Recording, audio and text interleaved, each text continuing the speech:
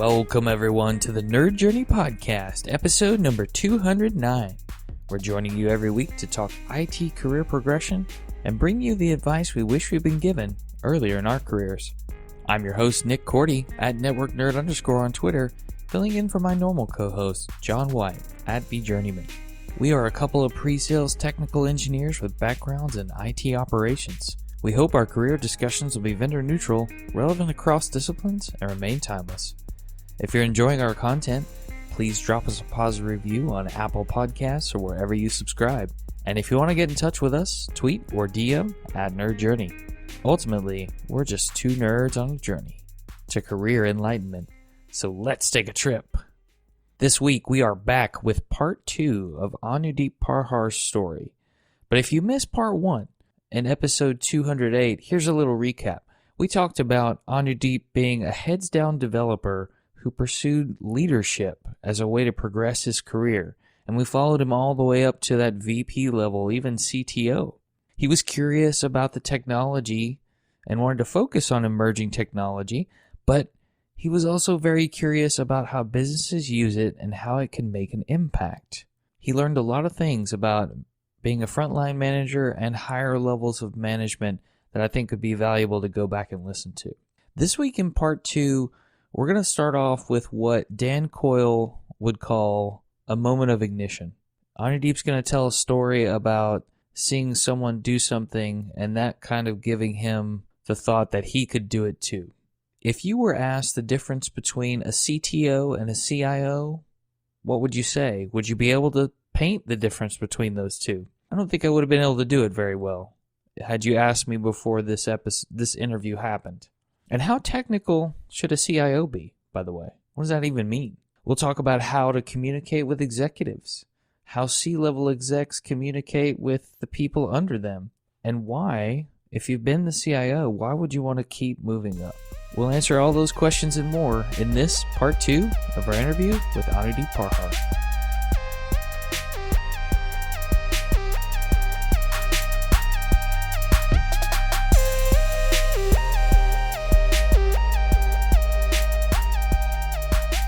I liked your comment about getting used to having everyone in the room being smarter than you. I think that's something that is really hard for people to be okay with. And I think when we say smart, it just means a different kind of smart. It doesn't mean that you're not smart. Certainly you bring skills, knowledge, and experience, but you probably bring that through a different lens and at a different level of the business organization. That's my theory anyway. That's absolutely correct. It's not like just book smart, so to speak, right? It's people are a lot more savvy in terms of their own disciplines. I use that term a lot where you increasingly have to challenge yourself that you want to walk into rooms where people are smarter than you. You're not if people want to be the smartest guy in the room or the smartest person in the room, you've already lost. No. And if you do that, I think it challenges you. It's uncomfortable. It drives you to learn things that you wouldn't really think you need to learn. You'll wake up middle of the night saying, man, I got to go read about what is the FTC doing about the broadband channels. It's got nothing to do with your day job, but you understand sort of how this impacts your stuff. And that plus sort of a learning mindset, it's pretty important. You mentioned mentors a little bit earlier. Where did you find the mentors to help you along the way? I imagine it's probably a mix of people that worked for the same company you did and some that did not. Yeah, there's two things. One is I was fortunate enough growing up, professionally with Thomson that, we were, especially in the 90s, there was a lot of effort being put into developing people and, formal and informal mentoring programs, etc. So I was just lucky to be there at the time and serendipitously meet a lot of business-minded folks who were not just technology people. This was in 96, 97, I think. There was a very clear moment I remember, and I won't sort of use names because I think that's unfair, but Thomson went through, or West, this is during the Thomson acquisition. It was a very clear shift. And I'm just a young engineer trying to sort of figure out running a small team and trying to figure out what life is going to be all about, right? Our CTO at the time in the company, when we bought Thomson and we built this new entity, which was a much bigger business, our CTO of the business was picked over at that time, the commercial guy, to run the company as CEO. And this was an article that was published back in the day, whatever, InfoWorld or something, that there was a very first time that a large company had made that choice, which was a very empowering thing for me. And I learned a lot from those folks, which is like, it's a lot more easier for, and I don't mean to say it the way it's going to sound, but it's a lot more easier for technology leadership people to cross over into being business minded if you have the right attitude rather than a purely business person to understand the nuances of technology. It's a lot more easier to sort of upskill yourself into business knowledge rather than downskill yourself, not to say it that way, but upskill yourself in technology skills. So that was a pretty powerful moment to find some people who are like, oh, nice. If you can do it, then I can do it. What do I need to know? That's where I started using, and I still use these, the phrases today is that if you want to exist at those levels and the different sort of rare air, so to speak, you have to be in line of revenue. Figure out a way to get there by hook or crook, fight hard, be able to talk about how you're in the line of revenue. Otherwise, you're just a productivity measure, man. And that doesn't mean that there's not a lot of money and a lot of careers to be made there. It's just that, at a certain level, you cannot just be a cost and just say, well, that's what it takes, right? No, you have to be able to say how it enables the business, et cetera, et cetera. So you have to be in line of revenue. So line of sight of revenue. Yeah, 100%. That is a great way to keep some job security and, as you pointed out, get a good opportunity for career progression. Yeah. And I didn't answer your question around directly around the mentorship stuff. So Thompson, I learned, fortunate enough to work for the company where there was a lot of mentorship. And the second thing, and this is personally for me, and not everybody likes to do it or not, you have to be out there. When I started to do this, we didn't have LinkedIn or any of this stuff. So you formed local networks with like-minded people. You have to sort of push yourself to have these conversations, make the time to go there and learn from folks and, extend sort of reach. With, when LinkedIn came out, it's been a lot more easier, but I don't think people still use it the way, in my opinion, the way it's used to use. I think that you have to put yourself out there to be able to reach out to folks and to be able to sort of be humble about requesting assistance or saying, hey, can you spare 30 minutes with this, and make the effort to go see them where they are. So there is a lot of networking you have to do. There's a lot more tools available now, and then you have to actively seek out mentors. Mentors are not going to come look for you, right? So you have to take the initiative. You have to make the ask and make it easy for them to say yes and tell them why you want to talk to them. You're right, though. I mean, LinkedIn is a powerful tool, and it's one of those things where you just have to determine how much time you want to spend there, how you want to use it to level yourself up, along with all the other tools out there. Mm-hmm. Sometimes people, I think, can get overwhelmed. But I do like what you said about seeing someone who's more like you succeed and be selected for a CEO role. It kind of gives you the, oh, I can do this. So when I've heard about or seen evidence of someone like me or have someone who has something in common with me succeed, it gives me more confidence that I can actually do it. Absolutely. Hey, you guys are the prime example of that right now. Well, we're trying. We're just riding on our guests' backs and getting their information out there to the world. So tell me about the difference between a CTO, Chief Technology Officer, and a CIO, Chief Information Officer. Is there a difference? I'll give you guys my definition, right? And then, for no judgment, everybody can sort of, because these roles are very malleable. Everybody sort of does different things. And, I think one of the things you learn, if you've been in exec teams long enough, you don't have to follow a principle. Usually these roles get assigned to make sure that the team is cohesive. Businesses have challenges, right? And then you assign roles and titles based on what you need done, right? And it cannot be just randomly built. It has to be based on certain industry definitions, right? So the reason I say that is don't take it too literally that there is only one definition of CTO or CIO, right? So one of the things is that you look at both of them are chief positions, which means is you are the ultimate sort of owner of whatever that function is. Generally speaking, CTOs are considered more outward-looking technology if you have any. Back in the day, it used to be, unless you're Oracle or SAP, nobody builds, healthcare people didn't build outward-looking technology, so nobody cared. So they had only CIOs, which is internal technology, where your stakeholders, another way to look at it is, if you're a CTO, your stakeholder generally is your customers and your partners and your people who pay you money to buy your stuff. If you are a CIO, largely your stakeholders are considered to be internal folks, which is colleagues and board and audit committees and all the other stuff. But over time, what's happened is the law of sort of numbers and the dollar signs comes into play. Usually, the technology infrastructure, i.e., the internal technology infrastructure, going through all the machinations and of like servers and data centers and all that.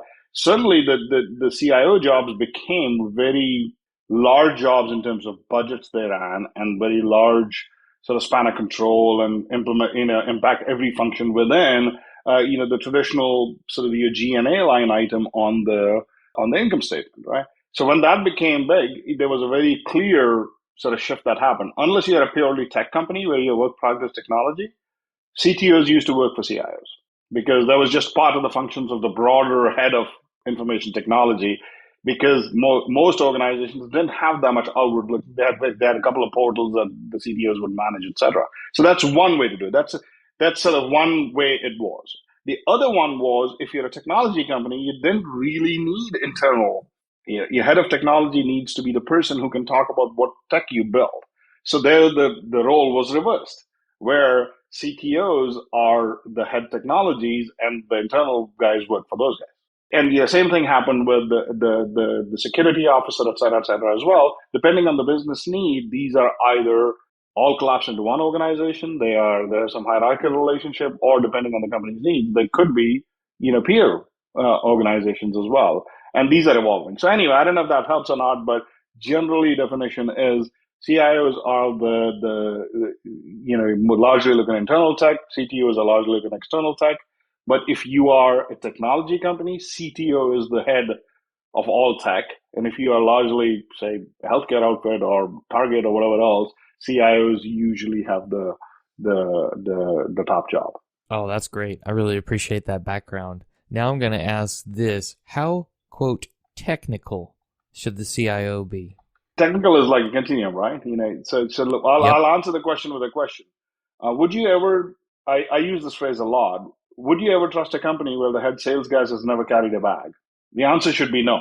Would you ever trust a CFO who's never been an accountant or has never done These are not just generic general management jobs like they used to be 50 years ago. These are functional roles. So yes, I expect people who have the head technology job to be actually pretty technologically savvy. They don't need to know exactly everything how it works, but if I utter the word chat GPT, they shouldn't be like Googling it right now. No, they should know about these things. That's a good point. Staying on top of technology trends, that's something that you constantly have to do if you're going to be in either one of those roles, whether it's CTO or CIO. And if you're running people organizations, I wouldn't trust people who just sort of make stuff up, right? You got to be able to you need to be able to have reasonable arguments and be able to justify why you think a certain way. Again, it comes back to it. These are technical jobs, and these are not general management jobs like they used to be so many years ago that all you have to do is just preside over an organization. No, you're expected to know your stuff. What would you tell someone who had a goal to be CIO as to what they should be thinking about and learning about to progress to that level? So if you are, given where people are in their roles, right? If you are, for example, if you have gone through an infrastructure organization, in order to be a CIO, there are organizations or businesses out there where all CIOs do is run networks and provision servers, etc. So you can certainly get to that position that way. But generally speaking, where I believe the industry is going is you have to, even within technology, you have to be able to go on both sides. You got to be able to sort of look at, you got to have project management skills. You got to be able to run large cross-functional projects. You got to have the leadership skills in order to get there. And you have to be able to sort of zigzag a little bit within functions. And within, for example, within the traditional technology infrastructure, there's technology organizations, there are infrastructure people, there is the project management people, then there is the application developer people, and then there is the application admin people, right? People who maintain large Oracle and SAP and ERP type implementations. In order for people to move ahead, you have to be able to show that you can do more than just one piece. You don't have to be an expert at all of them, but you need to be able to say that you have the wherewithal to be able to do this. And I look at as gain more skills. If you're a core infrastructure person, try to get into the application environment. If you're an application environment, try to get into application development a little bit. Do it early in your career. There is a real rapid click. It's not, nobody looks down on saying if I did For 2 years, I did network. Another 2 years, I did application development. Then I became an SAP guy for 2 years. Nobody's gonna look at it. People actually will like it. I went through that personally. If you look at my first job at Thomson, all of it was almost like 16, 17 years, right? And then I've changed 5 jobs since. And I felt really bad. It was like, man, I just took a gig for a couple of years, but that was very explicit. And now, in hindsight, people actually understand if you explain it that way. It's like these were deliberate choices. I wanted to gain other skills. I wanted to get into healthcare. I wanted to get into how do you bring a company in house. I wanted to get into saying how do you build, and sell a company, etc. So I encourage people to do that. If you want to CIO gig or head of technology gig, try to at least get into 1, 2 other functions, and don't be afraid if you do it for only a year. That's fine. Yeah, that's a good point. Don't be afraid to try it. And if you try it and you're not successful, you can always go back, right? You have to take the risk, right? Things are seldom sort of given to you. That's true. What about, we talked about it a little bit before. What about that communication between people at the lowest levels and executives? How can individual contributors do better in the way they communicate with technology executives or others? You have to know the audience a little bit. Now that's obviously, the most obvious statement ever said. You have to sort of know. So I can take my example. Like, I project a very clear view with the people that I work that I am very commercially minded. I have expertise in how to run things and build things and all the skills that I talked about, and I have proven experience to do that. But over the past, say, 10 years, I've been clearly shifting my point of view to be more commercially minded. So if you're an individual contributor in my organizations, you will get my attention and a lot more time with me if you bring that point of view, right?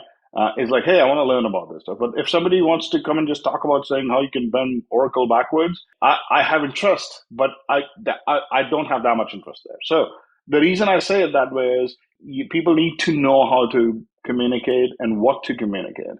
And with that, you need to know sort of who your audience is, and you need to prepare yourself to be able to talk about it like that. A lot of times you don't need to just go and say all the smartest things. I've been very fortunate in my career that people will take my calls and take meetings with me, very senior executives. And you go there and, you have to bring a little bit of humility in terms of saying, hey, you have one point of view and, and you have one ask, right? So, so the receiving executive, so to speak, is thinking about saying, you have a point of view on certain things that you just want to share.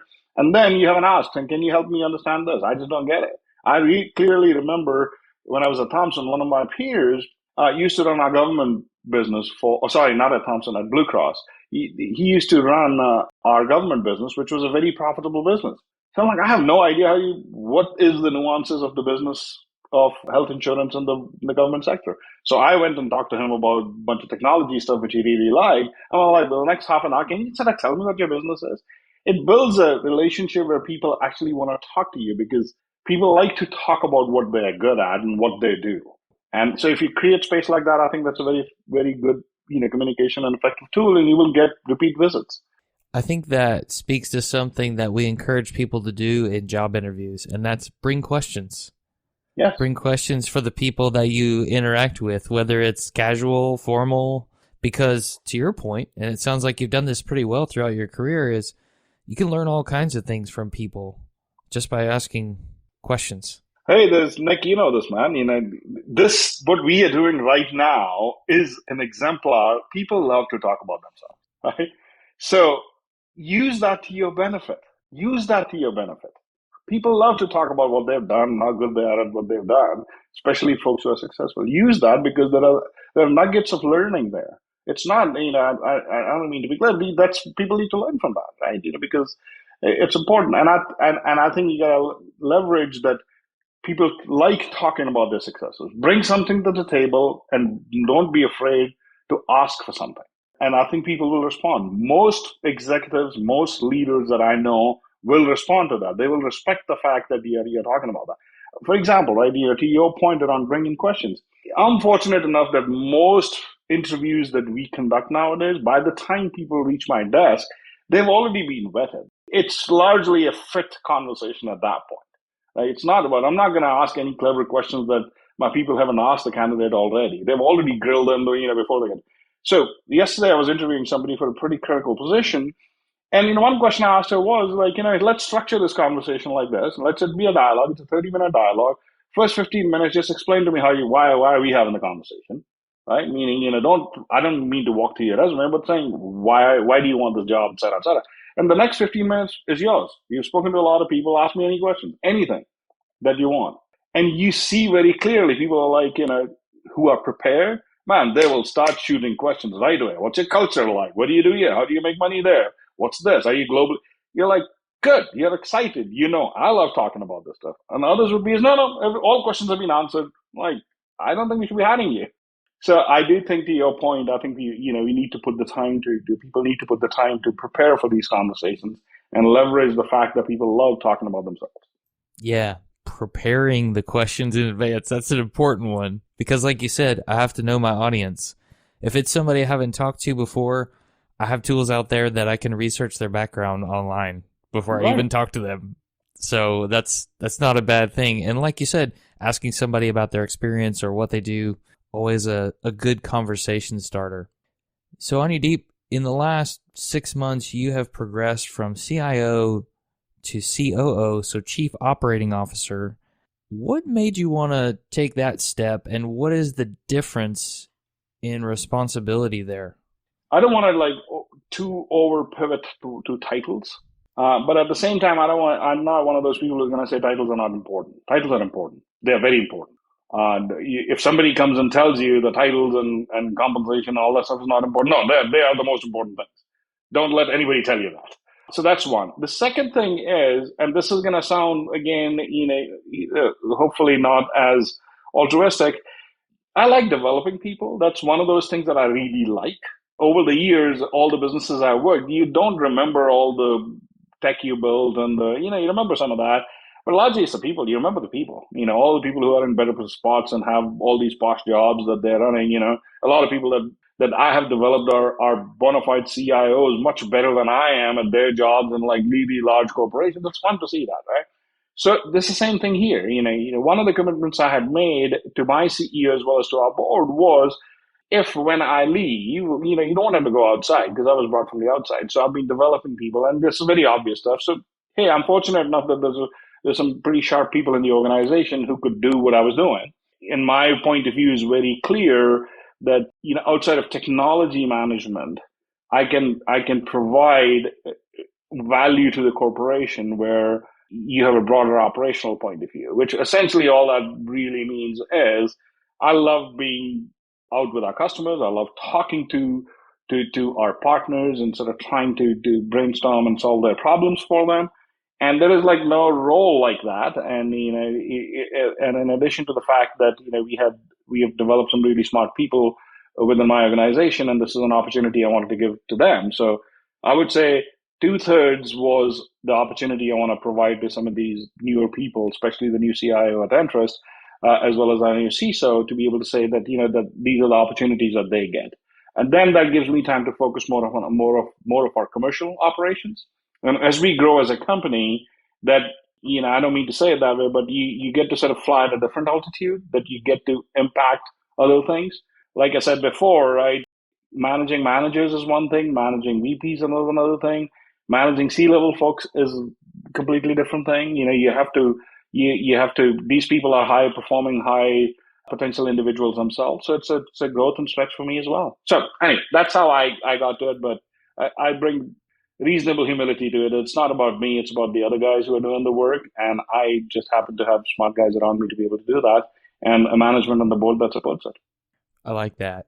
And I liked what you said earlier about interviewing someone and providing the structure for the meeting. I think that creates some nice safety and helps them understand what's expected from both sides during the conversation. I'd be really curious about your one-on-ones. Do you do the same thing? How do those normally go? And what are you looking to get out of those, at your lens with the people you manage today?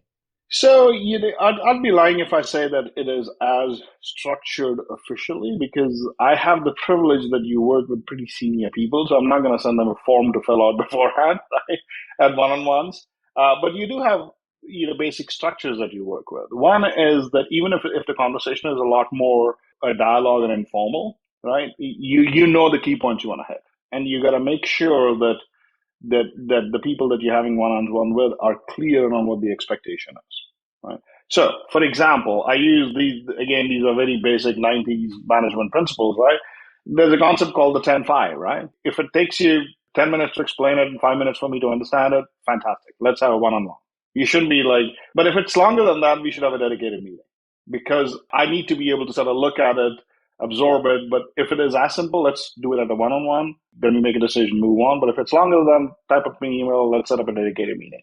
That's one way. The other thing I look at it is that's a privilege of being in the positions that we are. I can set up a meeting. I can clobber anybody's calendar because of my positional authority, so to speak, right? But I have a very simple framework, which is one-on-one is really me being available for the said person. If they are my subordinate, my peer, or it's for them. And if they don't show up, I'll literally have meetings. I'm like, if you don't show up, I won't be offended. Why? Because that's just time that I've dedicated to say, let's have a conversation. And these are the things we want to talk about. If I need something specific, I will set up a meeting. I will set up with an explicit note. This is what I expect. This is what, and it's a lot more easier to do that. I'm pretty finicky about saying, you have to set the goals very clearly. And I'm old school that way. You got to use the subject lines very clearly. It's a review, overview, whatever the answer is. And then at least give people a view in terms of what sort of the outcomes you're looking for. And then you got to follow up with some sort of a close saying, hey, this is what we talked about, because I'm getting old, man. I forget. If I don't write it down, I forget what I said. So I write it down and send out saying, hey, these are the action items that we had. So you got to take it upon on yourself to be able to do that. But anyway, but to answer your question directly, you have to have some sort of formalization around how do you do one-on-ones, how do you do your meetings, and especially if you're running large organizations which directly impact growth as well as other parts of the organization, then you got to be able to do QBRs which are more organized. You got to be able to explicitly talk about ops reviews, et cetera, in our jobs where people are talking about certain things and they're expecting that they need to talk about some of these things. And so structure is important. And that's quarterly business review, right? Just in case anybody doesn't know the acronym. That is correct.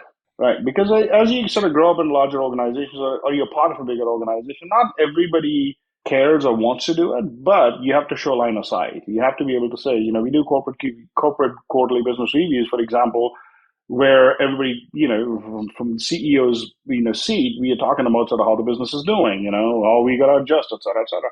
And then we need to be able to bring that back from a line of sight to the next level leadership to be able to talk about saying, hey, we've had a really good quarter. Right? The revenue is good, but margins here, et cetera, or we're not getting as much traction in this part of the business. And then make it a little bit more relevant for them to be able to say, well, why is that interesting to me? One is, hey, you guys are going to get paid this year. So that's one point, which is more personal. The other one is around saying that the priorities are shifting. So if you see us make a change, don't be surprised. And again, I'm a little bit old school that way. It's good to have a line of sight, and not everybody either cares for it or wants it, but absence of it is clearly felt if you do not have a line of sight. So if you have a venue where you can show some line of sight, it doesn't need to be in this modern times. It doesn't need to be a physical QBR. I seldom do any more physical QBRs, but you got to be able to send out some materials to be able to say, hey, this is sort of where we are at. This is how we are doing in terms of our commercial performance. This is where some of the challenges are. If you see some changes happening to your priorities, this is the reason. And then people can start preparing, et cetera. So I think it's really important to have that sort of cadence.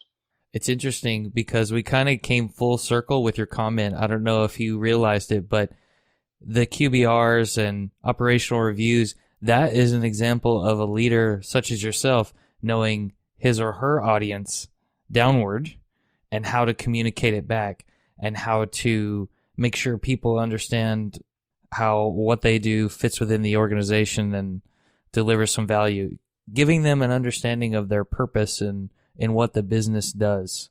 I think it's important. It's hard. It's hard to carve out the time. It's hard to do it, but I think you got to create a venue. Like I mentioned, I think, if you do these things consistently, this is the old IT guy in me saying, nobody's going to thank you for doing that, but they will certainly notice when it's not done. Oh, I like that. That's a great quote. So we're almost out of time here, Anudeep. Last question I want to ask. As someone that's a very busy technology executive, What do you do to maintain balance of work, family, hobbies, and other things and prevent yourself from burning out? You just stay up nights and weekends, man. Sleep is overrated. That's simple as that. More coffee, right? I'm kidding. No, no. I think it's a little bit around passion of what you do. Personally, I can talk about myself. This goes back to the top of what we talked about. There's only a few things that are important. If anybody says like work is important in a very macro sense, hey, I'm fortunate enough that we have a family that comes always first. My family is during COVID, and now, especially now, you get to spend a lot of time and you can actually do stuff from home. All five of us have been here for the last month or so because my kids are out of school and then Christmas break, et cetera, et cetera. So I cherish the time. But I am personally not the kind of person who just says, well, I just got to completely disconnect and all that. No, I just don't do that. But that's because I'm interested in what I do. I actually enjoy what I do. So I just carve the time out. So if I got to go spend the time with the family during the day, and if we do whatever we're going to do, then at night I'm reading stuff and doing these things. Music and performing arts is a big sort of part of my personal life. That's sort of my happy place. So, if you see me middle of the night watching 1991 Frank Zappa concert in Prague, that's good for me, man. That gives me the balance that I need. So, and that's literally what I was watching yesterday. I just posted it. So I think you have to know yourself. That's how I see it. I know what brings me sort of peace and calm, and I have to find time for it. And sometimes that means I got to do it in the middle of the night, and that's when I like doing it. One thing I would recommend everybody, is that especially nowadays with the technology, man, it's so much easier to do some of these things. And I don't want to do a plug for another business, but a very interesting way of looking at it is there is a lot of, even if you don't have time to read enough books nowadays, etc., there is a lot of tools podcasts and all the other stuff just like this, where you can get snippets. Right? There are tools which will give you the summary of things. It's good to keep yourself informed in a very quick pace. If you haven't looked at Masterclass, right, that's a pretty cool thing. We got that. I've been using it for a while. So this Christmas we got it as a family, and it's sort of fun to even do that together as a family. Just listen to Samuel Jackson talk about how to act, and it's really fun stuff to do. So you got to be able to sort of find time to do this. Do not give up your passions, because otherwise it becomes work, man, and it becomes then it's no fun. So that's one guy's point of view. That's how I keep sanity. But yes, a lot of coffee, a lot of late nights. But I like doing that kind of stuff. I like to do things that I like to do outside of work, and sometimes that means that you got to carve out the time. Yeah, well, and that stuff gives you energy too. It helps you calm down, but it also brings you more energy to go and, okay, I need to plow through these 400 emails that came in today, or whatever that number is, right? Exactly. Last question on Anudeep. If people want to reach out to you and follow up on this interview, where can they find you? Just the usual places, the LinkedIns and the Twitters and all that, or call Nick. Nick knows how to get a hold of me, right? You know how to get a hold of me. I love talking to people. Pricing and packaging to come. Exactly. And one of the privileges that we have is that, and I don't mean to sound the way it's going to sound, it's a way to give back as well. Man, if I can help somebody learn more, I'm happy to do it, man. At least I have an opinion that I'm willing to share. And if I have the time, I'd be happy to do that.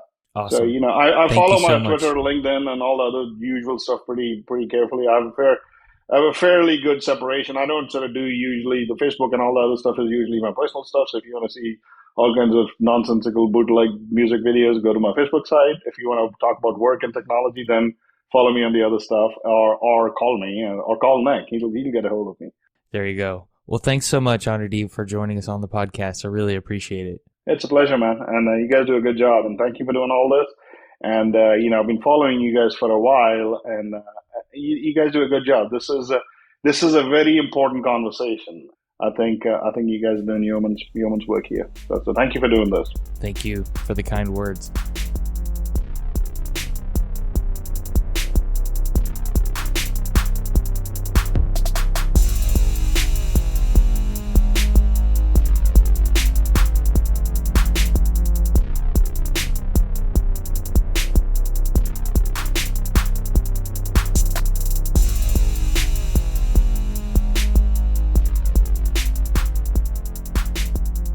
How about that story of the interview structure? 15 minutes for Anudeep to ask questions, 15 minutes for the interviewee to ask questions. I hope you can see, I know we've said it time and time again, make sure and bring your questions to an interview. Make sure you have questions for the person interviewing you, and make sure you prepare those ahead of time, because people are watching and paying attention to what you ask, to what you're asking about. And if you don't have any questions, could be a red flag or maybe not the best sign to the people interviewing you. Advice for speaking with executives: bring something to the table. Bring a point of view. Now, your point of view needs to be on something that they think is important. Have to know the audience. I probably don't need to talk about something at 500 level depth. I need to talk about something that's important to this person, and then don't be afraid to ask them for something in that conversation, whatever that may be. If you're not sure what to ask about them, because as Anudeep said, people love talking about themselves. How about those tips on meeting etiquette that we got? Make sure that the subject of the meeting is clear so that someone knows what it is, what it's about, and put some goals and objectives in the meeting body. And if there's something the person needs to consume in advance, be sure and attach that to the meeting invite or send it out separately in advance of the meeting. And then after the meeting, if you have action items, Anudeep tells us that he likes to follow up with the action items he's going to take so that it helps him remember. He's written it down, and he's also sending it out. Good tips for anybody who takes action items from meetings. Also, he talked about one-on-ones, and he emphasized that one-on-ones are for his people. Did you hear that, everybody? One-on-ones are for you. It's your boss, your manager, making time for you, hopefully to talk about the things that you need help with or that you need to talk about with them. And I think we talked about in previous episodes some ideas on what to do if you're not having regular one-on-ones with your manager. I think that was episode 45. I'll find it and put it in the show notes. And then also, Anudeep tells us that he had mentors. He reached out to mentors. He took the initiative to reach out because rarely are things given to us. We need to take the initiative. So if there's somebody you want to talk to, go and ask them. Ask them if they'll talk to you. And make it easy for that person to say yes by telling them exactly what you want to talk to them about using that meeting etiquette that Anudeep gave us. For anybody out there who's looking to be the CIO of a company, Anudeep tells us that it may require some other functional roles before you get there, and that we shouldn't be afraid to give it a try, even if it's only for a short time. Because if you don't try, you won't actually know if you're able to do it. I really like that example of the quarterly business review and a senior leader attending that, getting the word on the street or the word directly from the CEO of the company, but then breaking that down one level for the people under him to share how that impacts them. What does it mean for them? How does it affect what's going to happen to the company? But also, in what happens to the company, how will it affect the people? You can tell that he definitely has a mind for his people.